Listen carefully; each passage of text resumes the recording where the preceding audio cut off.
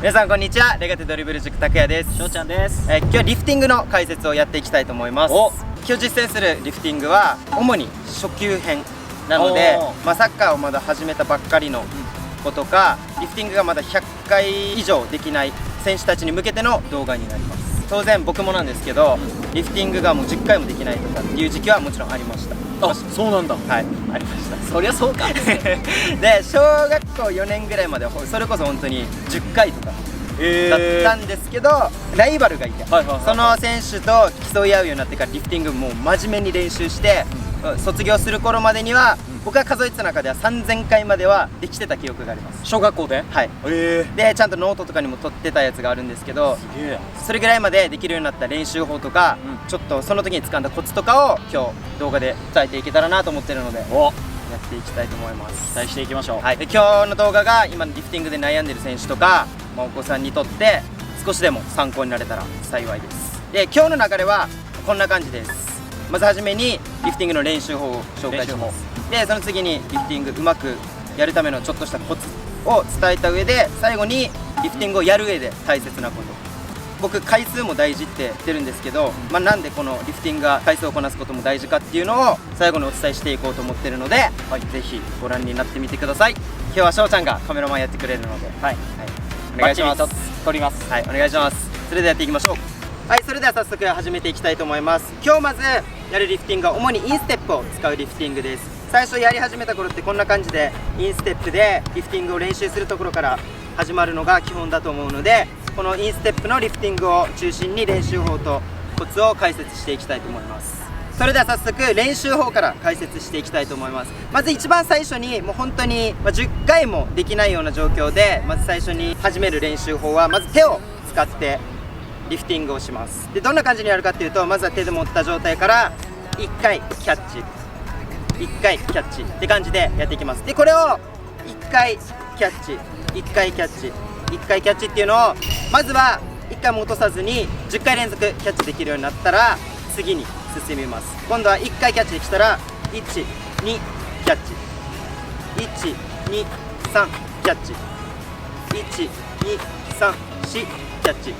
1、2、3、4、5キャッチっていう風にどんどん回数を増やしていく感じでやっていきます。でこれが10回連続1、2、3、4、5、6、7、8、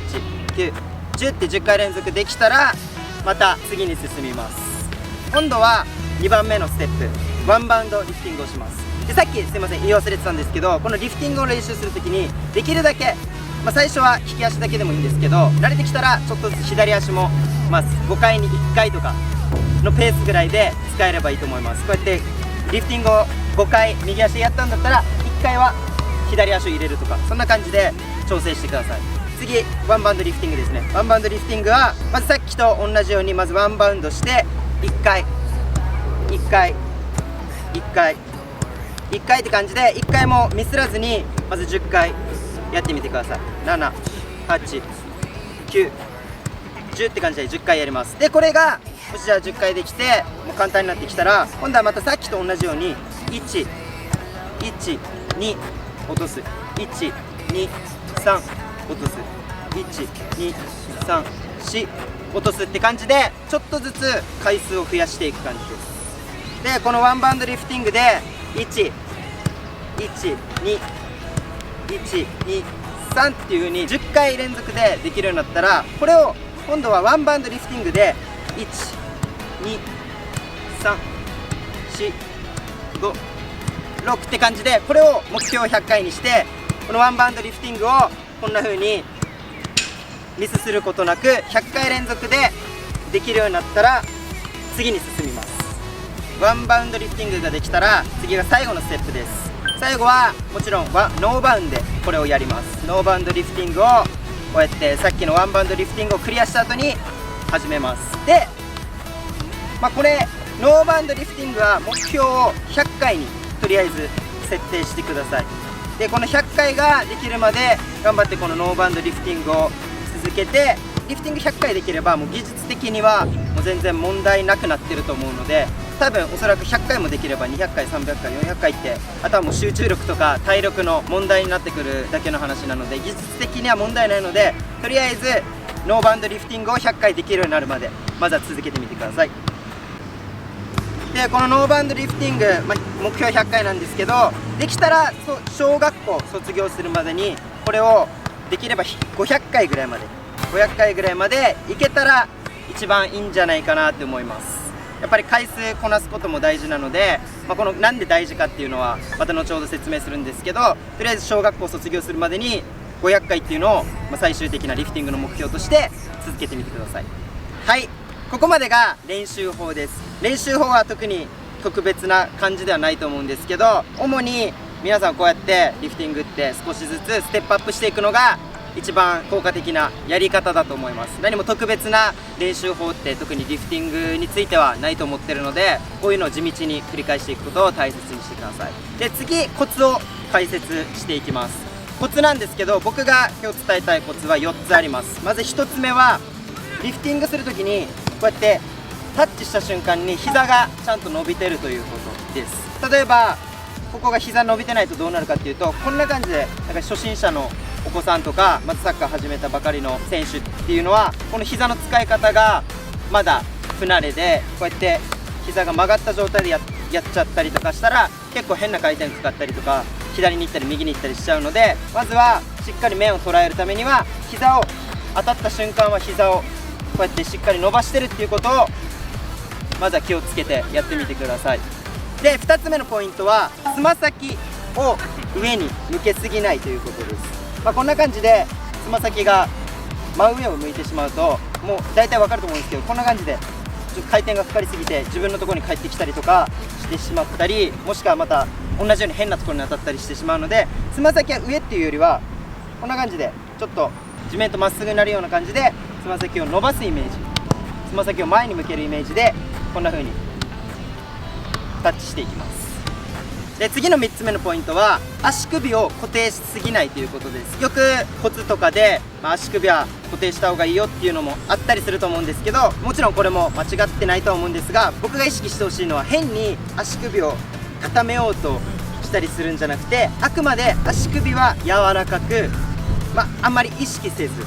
やってみてください。それよりも膝とかつま先を上に向けすぎないとかっていうのを意識したら、足首は自然な感じになると思うので、あんまりガチガチに固めようとせず、自然な感じで面に当てることと膝を伸ばすこと、つま先を上に上げすぎないということだけを意識して、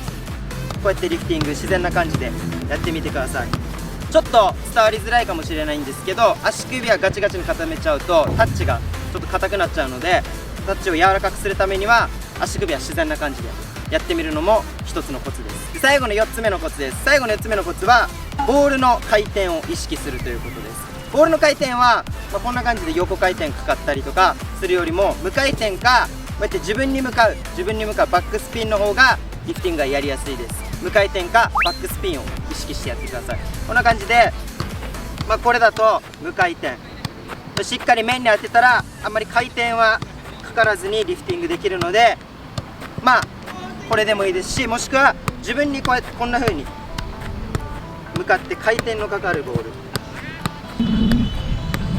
これでもリフティングが安定するので、こっちでもいいです。自分に向かうバックスピンか、もしくはこんな風に無回転のボール、回転がないリフティングを意識するといいと思います。どっちかですね、無回転のリフティングか自分に向かうバックスピンのボールの2つの種類、いずれかを意識してやってみてください。でこの最後のコツの回転を意識するっていうのは、僕回転を意識してって伝えたんですけど、これはもう本当に回転だけを考えるっていうよりは、今説明した3つのポイント、蹴る足の膝を伸ばすっていうことと、つま先を上に向けすぎないということと、足首はガチガチに固定しすぎないということを、この3つを押さえたら、おそらく回転はちゃんと無回転で上がるかバックスピンで上がると思うので、まずこの3つを意識してやってみてください。もちろん当てる面も大事で、しっかりこのインステップのこの部分、ここも押さえておくのもポイントです。はい、ここまでがリフティングの練習法とコツの解説でした。でここまでやったのは特に特別なこととか初めて聞くようなことはあんまりないと思います。リフティングってもう本当に基本中の基本なので、おそらく本とか今ネットとかでもたくさんいい情報が転がってるので、おそらくやってるようなこととか言ってるようなことはほとんど一緒だと思います。最後に僕が伝えたいことがあって、リフティングをする上で大切なことがあります。それは毎日少しずつでもいいから必ず続けるということです。例えばリフティングする時も他の何かできないことをできるようにするためにもそうなんですけど、何かをコツコツと続けることってめちゃくちゃ大変です。しんどいです。僕もそうなんですけど、何かできないことをできるようにするまで勉強したりとかもそうなんですけど、僕だってめちゃくちゃきついししんどいです、最初は。でもそれを乗り越えたらあとは楽になりますよね。なのでちょっとでもいいので、リフティングだったら例えば1日10分だけとかでもいいので、毎日続けることをぜひ取り組んでやってみてください。でちょっとこれをいい例にしたこちらの画像があるんですけど、これは2人のダイヤモンドを掘ってる人がいて、下の人はもう少しでダイヤモンド見つけられるのに途中で諦めてますよね。上の人はまだ見えてないけど、もしこの人が最後まで続けたらダイヤモンドにたどり着けるじゃないですか。でリフティングの練習とかサッカーの練習とか、人生のあらゆるところでもそうだと思うんですけど、こういう場面って結構僕あると思ってます。もう少しで届くのに最後の最後でやめちゃったりとか、もちろん諦めることも時には必要な場合もあるんですけど、絶対に何かをできるようになるまでにはその過程はちょっと大変かもしれないけど、やっぱり続けてたら絶対成果は出ると思うので、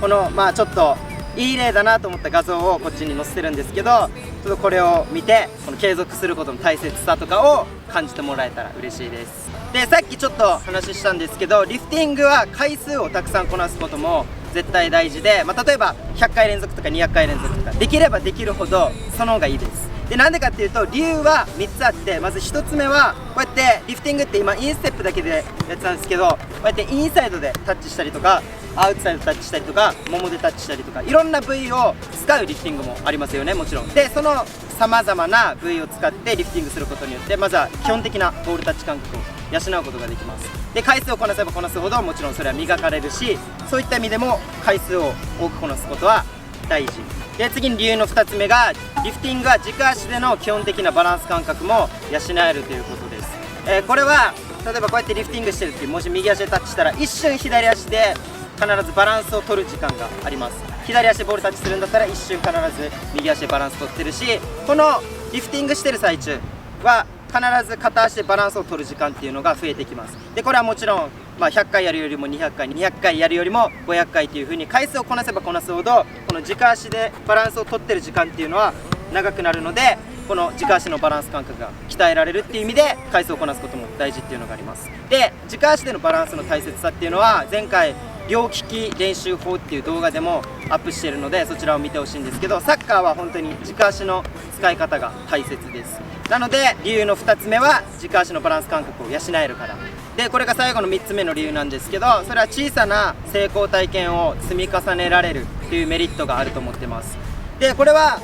例えばリフティング今日じゃあ10回以上やろうって思って練習して、もし10回できたとするじゃないですか。そしたら絶対嬉しいですよね。大人だって何か目標を立てて、小さい目標を立ててそれを達成できたら嬉しいはずです。でサッカーもまだサッカーを始めたばかりの選手とかってやっぱりできないことの方が多いので、できたっていう喜びとか、達成感とかを感じることを多くすることによって絶対サッカー好きになるし、もっと楽しくなると思うんですよ。なのでリフティングを一つの、小さな目標設定というか、あんまり大きくせずいきなり300回やるぞとか500回やるぞとかじゃなくて、まずは例えば今10回しかできないんだったら次は30回やってやろうとか、小さくステップアップしていくことで